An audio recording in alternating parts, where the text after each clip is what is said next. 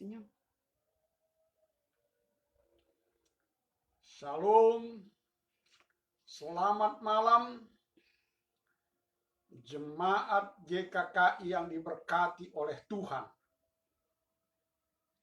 Penyertaan dan perlindungan daripada Tuhan akan mengikuti kita senantiasa. Karena orang yang berharap kepada Tuhan tidak pernah ditinggalkan. Tetapi Tuhan tetap menyertai di dalam kehidupan kita. Bapak Ibu yang terkasih di dalam Yesus Kristus, ini sudah hari kedua Bandung Raya memasuki PSBB. Mari kita terus ikuti aturan-aturan yang diberikan oleh pemerintah. Pakai masker, sering cuci tangan, jaga jarak, usahakan sebanyak mungkin kegiatan di rumah. Sehingga kita terpelihara di dalam perlindungan daripada Tuhan. Mari kita berdoa. Bapa, di dalam nama Yesus, malam hari ini Tuhan, kami bersama-sama dengan semua jemaat-Mu untuk merenungkan firman Tuhan, untuk mendapatkan kekuatan baru daripada Tuhan. Karena kami percaya Tuhan, firman-Mu adalah pelita bagi kaki kami, terang bagi jalan kami. Firman-Mu adalah kekuatan daripada Allah yang tersedia bagi kami. Oleh karena itu, kami berdoa, lawat kami semua dengan kebenaran firman-Mu. Lawat kami semua. Layakkan juga hamba-Mu untuk menjadi alat-Mu pada malam hari ini Tuhan. Sehingga kami sama-sama diberkati. Sehingga kami sama-sama dikuatkan, diteguhkan oleh firman-Mu. Apapun keberadaan kami pada saat ini Tuhan, kami percaya lawatan Allah terjadi bagi kami semua. Terima kasih Tuhan. Berkati kami semua yang mendengar. Berkati kami semua yang menyaksikan siaran langsung ini Tuhan. Terima kasih Bapak. Layakkan hamba-Mu untuk menjadi alat-Mu pada malam hari ini. Terima kasih Bapa.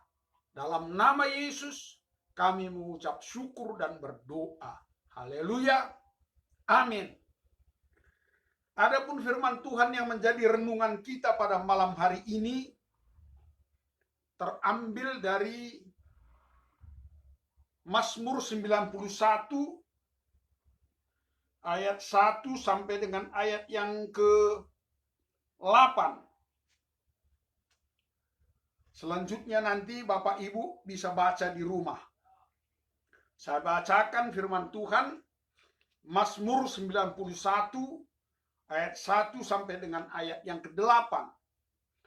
Dalam lindungan Allah, orang yang duduk dalam lindungan yang maha tinggi dan bermalam dalam naungan yang maha kuasa akan berkata kepada Tuhan, tempat perlindunganku dan kubu pertahananku, Allahku yang kupercayai. Sesungguhnya dialah yang akan melepaskan engkau dari jerat penangkap burung dan dari penyakit sampar yang busuk. Dengan kepaknya ia akan melindungi engkau. Di bawah sayapnya engkau akan berlindung. Kesetiaannya ialah perisai dan pagar tembok. Engkau tak usah takut terhadap kedahsyatan malam, terhadap panah yang terbang di waktu siang, terhadap penyakit sampar yang berjalan dalam gelap, terhadap penyakit menular yang mengamuk di waktu petang. Walau 1000 orang rebah di sisimu dan 10.000 di sebelah kananmu, tetapi itu tidak akan menimpa engkau. Engkau hanya menontonnya dengan matamu sendiri dan melihat pembalasan terhadap orang-orang fasik.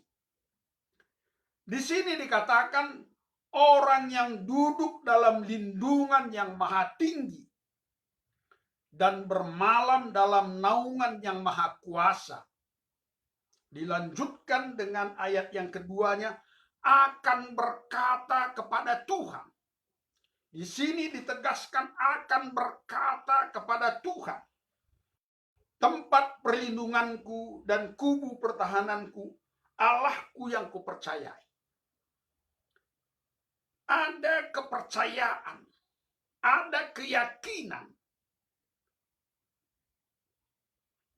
terhadap Tuhan, sehingga dikatakan di sini, aku berkata kepada Tuhan.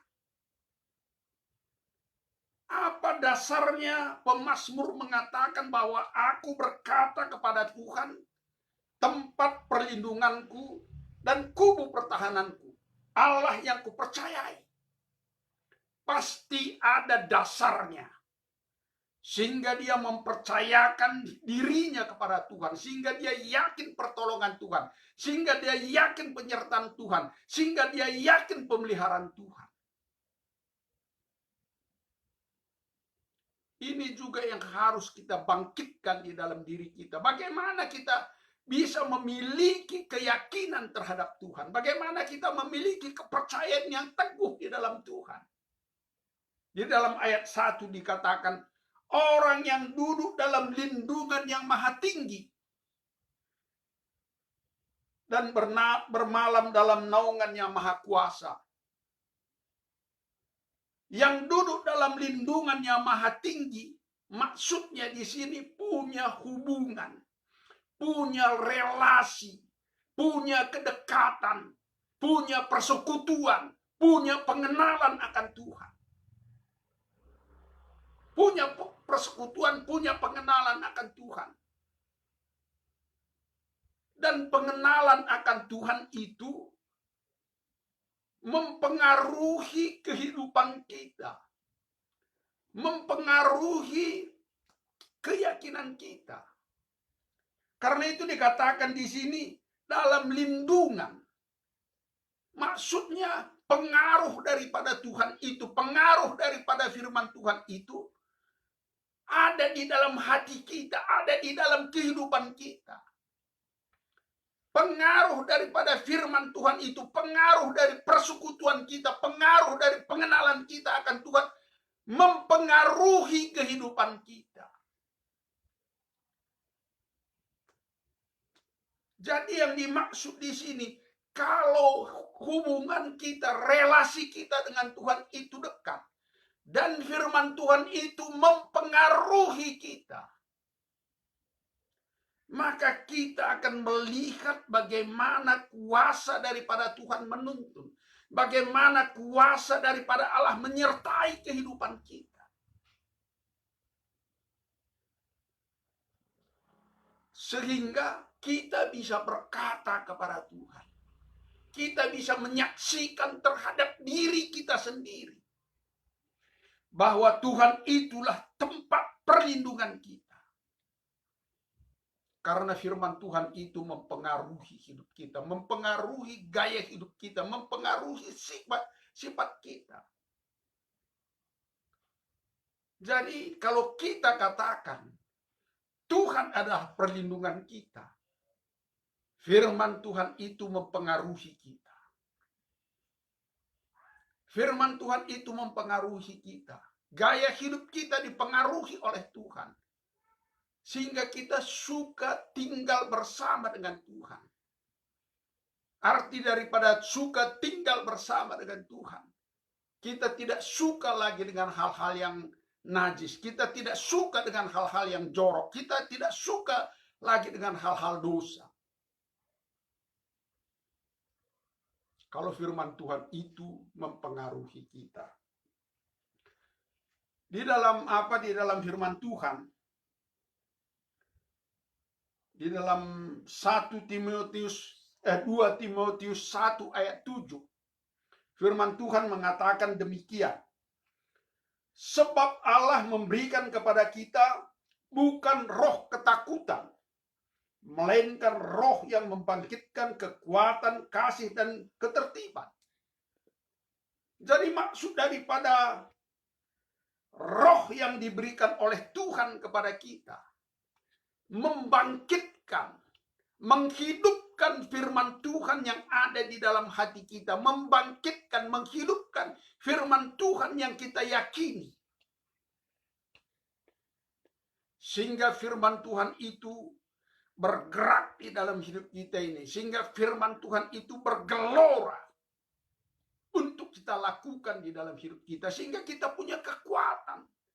Sehingga kita tidak takut akan hidup ini. Kita tidak takut, tapi punya kuasa, punya kemampuan di dalam hidup ini. Karena kita punya relasi terhadap Tuhan. Kita punya iman terhadap Tuhan. Dan firman Tuhan yang kita percayai. Firman Tuhan yang menjadi dasar di dalam hidup kita. Firman Tuhan yang menjadi pegangan dalam hidup kita. Itulah yang dihidupkan oleh Roh Kudus itu. Bekerja, membangkitkan pengharapan, membangkitkan kekuatan, membangkitkan semangat di dalam kehidupan kita. Tidak hanya membangkitkan semangat, tetapi menata hidup kita ini juga, memperbaiki hidup kita ini juga, karena firman itu bergelora di dalam hati kita. Maka janji-janji daripada Tuhan itu digenapi di dalam hidup kita. Karena itu kalau kita berkata,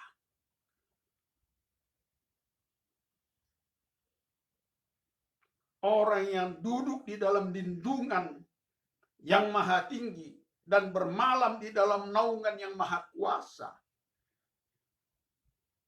Kalau kita katakan seperti itu, maka kita harus membangun hubungan dengan Tuhan. Maka kita harus membangun kedekatan dengan Tuhan. Melalui doa, melalui membaca dan merenungkan firman Tuhan.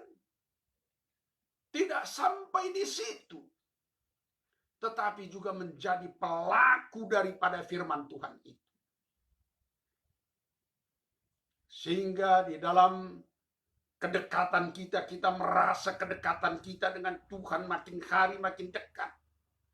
Oleh karena firman Tuhan itu berkata-kata di dalam hati kita, oleh karena firman itu diurapi, dibuahi oleh kuasa Roh Kudus itu. Sehingga membangkitkan kekuatan, membangkitkan hikmat, membangkitkan pengetahuan, membangkitkan kecakapan, membangkitkan kepintaran di dalam menata hidup ini. Sehingga kita sungguh-sungguh merasakan penyertaan Tuhan itu di dalam hidup kita. Sehingga seperti dikatakan di dalam ayat 2 tadi, aku berkata. Sehingga kita perkatakan siapa Tuhan itu dalam hidup kita. Sehingga kita yakini siapa Tuhan itu di dalam hidup kita. Sehingga kita katakan, tempat perlindunganku dan kubu pertahananku, Allah yang kupercayai. Jadi firman Tuhan bukan sekedar pengetahuan. Firman Tuhan bukan sekedar diketahui. Tetapi apa yang kita tahu tentang firman Tuhan itu harus mempengaruhi. Harus mempengaruhi hidup kita. Kalau firman Tuhan itu mempengaruhi hidup kita, seperti yang saya katakan tadi, Roh Kudus itu bekerja membuahi firman Tuhan itu. Bekerja menghidupkan firman Tuhan yang kita yakini itu. Sehingga firman Tuhan itu menjadi kenyataan di dalam hidup kita. Dan kita nikmati hubungan dengan Tuhan. Kita nikmati penyertaan dengan Tuhan. Kita menikmati bahwa Allah itu menepati janjinya bagi hidup kita.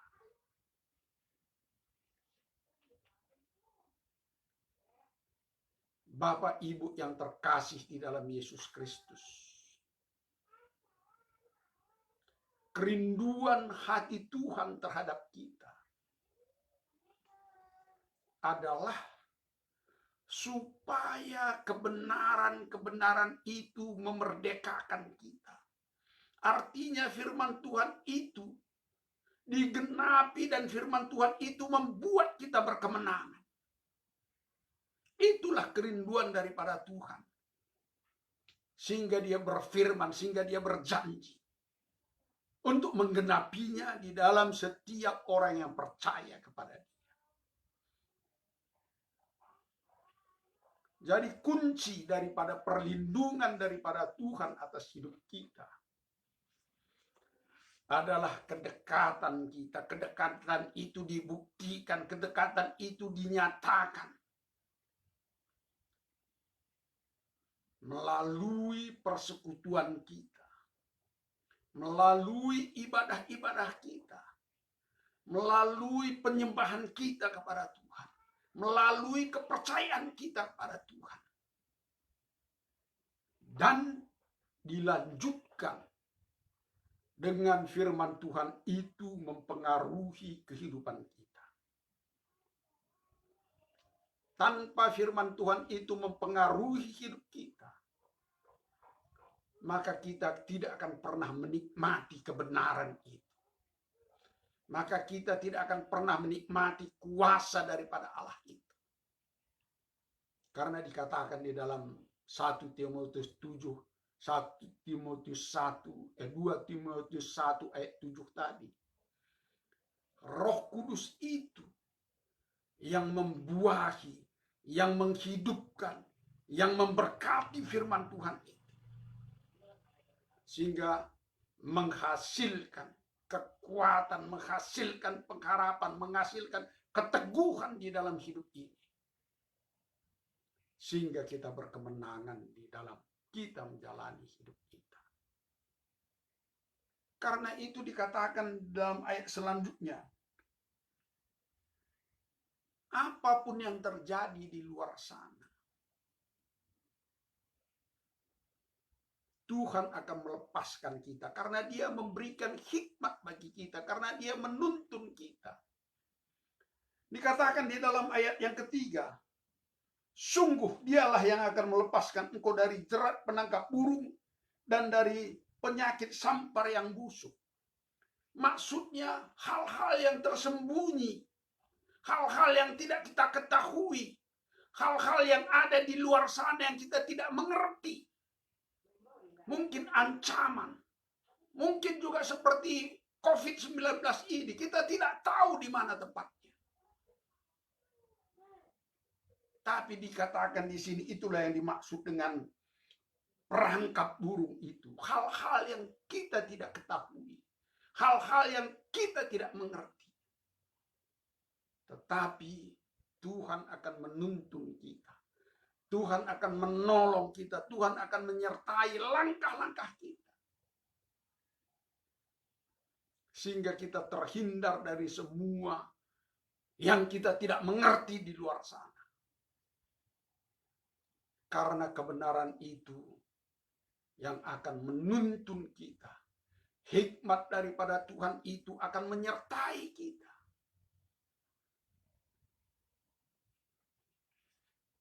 Kembali saya tegaskan, semua itu berpulang kepada kita. Sejauh mana kita membangun hubungan dengan Tuhan. Sejauh mana kita memiliki pengharapan dan penyerahan diri kepada Tuhan. Itulah bukti kita punya kedekatan, punya relasi dengan Tuhan. Sering saya katakan, firman Tuhan bukan merupakan satu ayat hafalan. Menghafal firman Tuhan di luar kepala bagus. Tapi firman Tuhan itu harus menghidupi kita. Harus menghidupi kita, harus mempengaruhi kehidupan kita.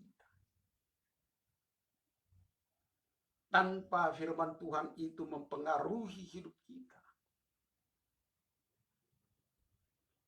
maka tidak ada yang dihidupkan oleh Roh Kudus itu di dalam diri kita. Karena Roh Kudus itulah yang menghidupkan. Roh Kudus itulah yang membangkitkan. Roh Kudus itulah yang memunculkan dari dalam diri kita kekuatan-kekuatan pengharapan di mana kita tertanam di dalam iman.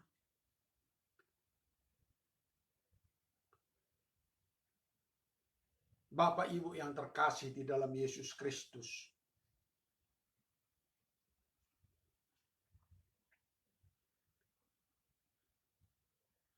harus kita juga dapat berkata, aku berkata kepada Tuhan,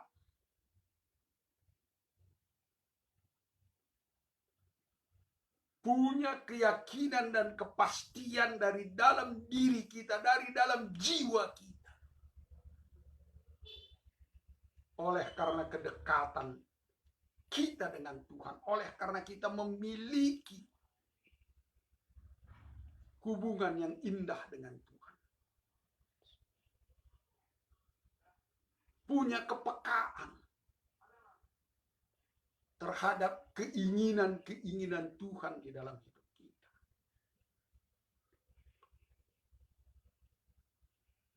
Saya sering katakan bagi kita jemaat,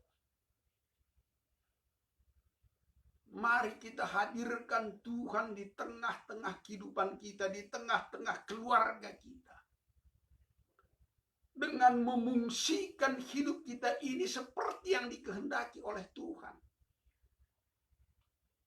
Seperti yang dikehendaki oleh Tuhan. Bagi suami tidak ada pilihan. Di tengah-tengah rumah tangga harus menjadi imam. Tidak ada pilihan bagi seorang suami di tengah-tengah rumah tangga, yaitu harus mengasihi istri. Inilah kunci di tengah-tengah rumah tangga untuk menghidupkan firman Tuhan itu, kerajaan Allah itu hadir di tengah-tengah rumah tangga kita. Demikian juga istri. Tidak ada pilihan terhadap suamimu selain daripada engkau dengar-dengaran dan tunduk kepada dia. Itulah kunci untuk menghidupkan firman Tuhan itu. Itulah kunci untuk menghadirkan kerajaan Allah di tengah-tengah rumah tangga kita.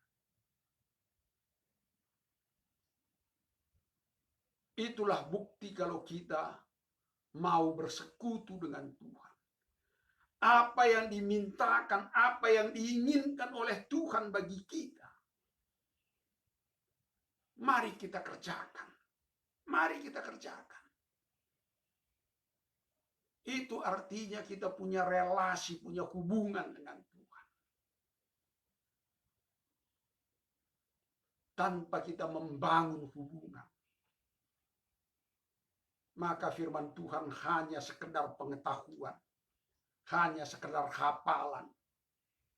Karena itu untuk Bapak Ibu yang terkasih di dalam Yesus Kristus, mari hidupkan firman Tuhan itu di dalam kehidupan kita. Dengan melakukannya, dengan mengerjakannya di dalam hidup kita. Yang paling gampang yang kita kerjakan itu adalah memungsikan diri kita ini di tengah-tengah rumah tangga. Menjadi imam yang baik bagi suami, menjadi penopang di tengah-tengah rumah tangga bagi istri. Hidupkan itu. Maka janji-janji perlindungan daripada Allah itu akan terjadi di dalam kehidupan kita. Jadi, seperti seringnya saya katakan, itu harus kita usahakan. itu harus kita usahakan. Tuhan sudah sediakan, tapi harus kita ambil. Harus kita berperan untuk mengambilnya. Sehingga kita mengalami perlindungan dan kehadiran daripada Tuhan itu. Sehingga kita memiliki kekuatan, memiliki kemenangan, memiliki penyertaan Tuhan di dalam seluruh kehidupan kita. Maka rumah tangga kita, rumah tangga yang penuh dengan damai sejahtera. Karena firman Tuhan mengatakan di dalam Mazmur 1 itu, mulai ayat 3 dan 4. Orang yang merenungkan firman Tuhan itu dan melakukannya di dalam hidupnya, ia seperti pohon yang ditanam di tepi aliran air. Dan daunnya tidak pernah layu dan menghasilkan buah pada musimnya. Itulah janji daripada Tuhan. Tapi harus kita lakukan bagian kita, merenungkan firman Tuhan itu dan melakukannya di dalam hidup kita. Selamat malam, Tuhan Yesus memberkati. Mari kita berdoa. Bapa, di dalam nama Yesus, kami sudah merenungkan firman-Mu, kami sudah bersekutu melalui siaran langsung ini. Kami berdoa dalam nama Yesus. Berkati semua jemaat-Mu Tuhan, berkati dalam setiap rumah tangga. Engkau yang peliharakan, Engkau yang lindungi. Karena Engkaulah tempat perlindungan kami. Engkaulah gunung batu kami, Engkaulah keselamatan kami Tuhan. Karena itu berkati semua jemaat-Mu, rumah-rumah tangga. Engkau berkati anak-anak yang Tuhan percayakan, berkati bapak-bapak, suami, istri, Engkau berkati, Engkau persatukan terus makin lebih indah lagi. Terlebih-lebih saat ini Tuhan, kami punya banyak waktu bersama dengan keluarga untuk memuji-muji, menyembah Tuhan, untuk merenungkan firman Tuhan, untuk kami boleh saling berbagi, untuk kami boleh saling melakukan satu dengan yang lain untuk menyenangkan Engkau, menyenangkan keluarga dalam takut akan Tuhan. Berkati semua jemaat-jemaat, berkati semua keluarga-keluarga yang mendengarkan firman Tuhan ini. Terima kasih Tuhan. Kami juga berdoa secara khusus untuk pemerintah kami. Berkati pemerintah kami terlebih-lebih dalam penuntasan pengenyahan COVID-19 ini Tuhan. Sehingga boleh berjalan dengan baik. Dan kami juga masyarakat Tuhan ambil bagian di dalam semua saran-saran, anjuran daripada pemerintah Tuhan. Sehingga di dalam tempo tidak terlalu lama Tuhan, COVID-19 sudah sirna, sudah enyah dari bangsa kami ini. Terima kasih Bapak. Terima kasih Tuhan. Terima kasih Tuhan. Kami arahkan pengharapan kami kepada Tuhan. Kasih daripada Allah Bapa.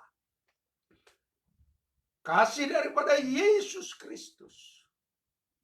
Pertolongan dari tempat yang maha tinggi. Di dalam Roh Kudus yang datang ke dalam hidup kami. Yang menjadi guru agung kami, yang menjadi penolong kami, yang menjadi pembimbing dalam hidup kami. Sehingga kami berkemenangan di dalam hidup ini.